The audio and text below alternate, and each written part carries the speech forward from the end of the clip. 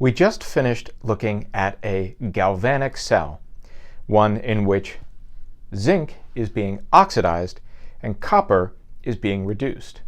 And we saw that in that cell, we were able to look at a redox reaction where our two half reactions, the ones that we had previously had to recombine, could now take place in separate locations, with the electrons being transferred through a wire or potentially some circuit instead. When looking at this particular cell, we can describe it with a little bit of specific nomenclature. In particular, this zinc is what we would call our anode, and this copper is our cathode. And we can say a little bit more about this reaction. In particular, it might make sense to think about the amount of energy being gained or lost when electrons leave or enter a particular atom. To do that in the context of electrochemistry, we're going to introduce the unit of voltage. In particular, we use something called the reduction potential.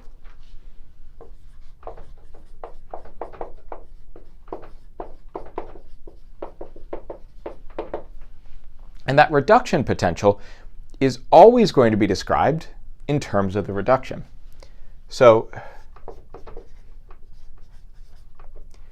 the E naught, the reduction potential, for each of our components here is always going to be described going in this direction. So what are these values for this particular case? Well, our zinc value is going to be negative 0.76 volts, while our copper value is positive 0.34 volts. Now, wait a second, you might be saying. When we're talking about energy, didn't we say that it always required energy to remove an electron from an atom? That's true. In this case, these voltages are relative to a standard. The standard that we use is something called a standard hydrogen electrode that you'll sometimes see abbreviated SHE. Because that's effectively an arbitrary standard, some things will be easier and some will be harder to reduce. So in our particular galvanic cell that we looked at, we were talking about a zinc anode and a copper cathode. What that means is that we can combine together these two reduction potentials to find the overall potential of our cell. That cell potential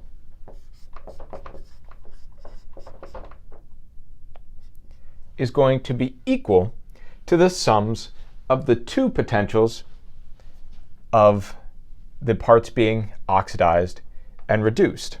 So in particular, our copper reaction is proceeding pretty much as written. But our zinc reaction is happening backwards relative to this value. So that means we're going to need a negative sign in front of that zinc. So that's going to then be 0.34 volts for copper plus the opposite of 0.76,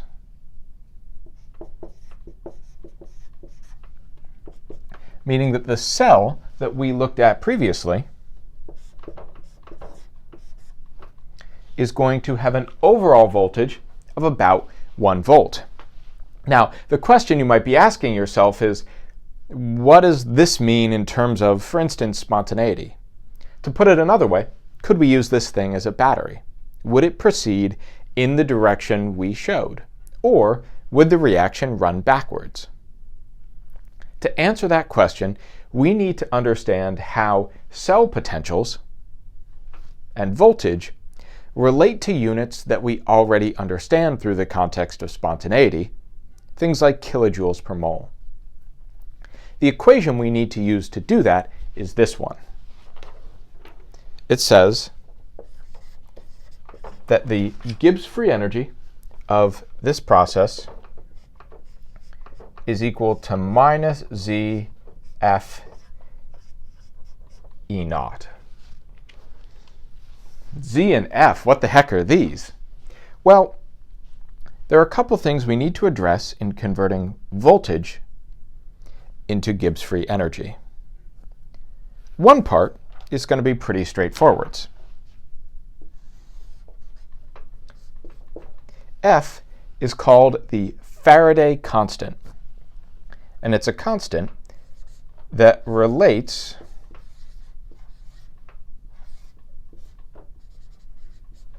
charge and energy. And it has a little bit of a weird set of units. Coulombs, a unit of charge, per mole. The other thing that we need to address here is this Z.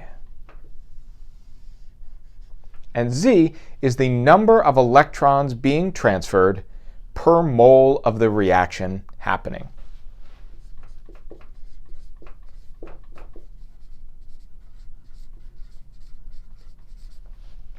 So let's take a look at this particular example that we have here. So for this cell, our delta G naught is going to be equal to negative Z. Well, in this case, we are losing 2 electrons from one side, gaining 2 on the other. Keep in mind here that for this to work, you would need a balanced redox reaction. This example is relatively simple because the number being lost and gained by each is 2, but you would want to use that number of electrons that is canceling from your balanced redox reaction for this stage.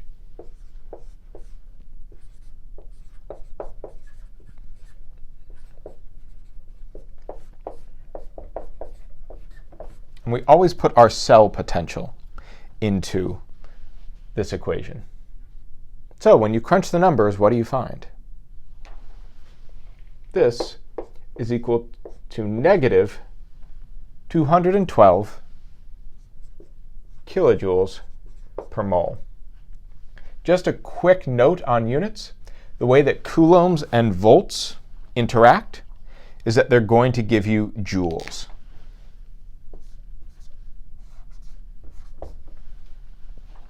So that means that the answer we got here, we divided by 1,000 to get to kilojoules. So negative 212 kilojoules per mole, that's not just a little bit spontaneous, that's really, really, really spontaneous. So that means something a little bit interesting. Our overall cell voltage was a positive number, but that gave us a negative delta G because of this minus sign. What that means is that cells with positive cell potentials are going to proceed forward spontaneously. To put it another way, you can extract work from them. Now, there's one last thing that we might want to be able to do. When we discussed Gibbs free energy, we were really excited to be able to determine spontaneity not only under standard conditions, but also under any arbitrary set of conditions using this equation.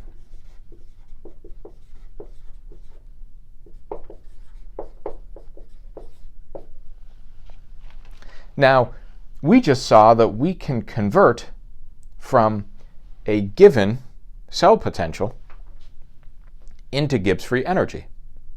So let's plug that into this expression.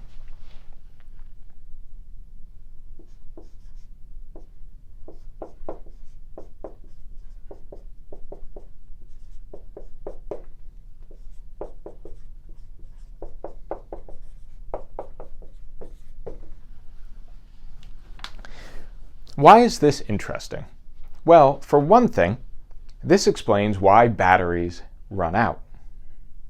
As the reaction proceeds forwards and more products build up and reactants are consumed, the result is that relative to the standard cell potential, our actual cell potential is going to go down.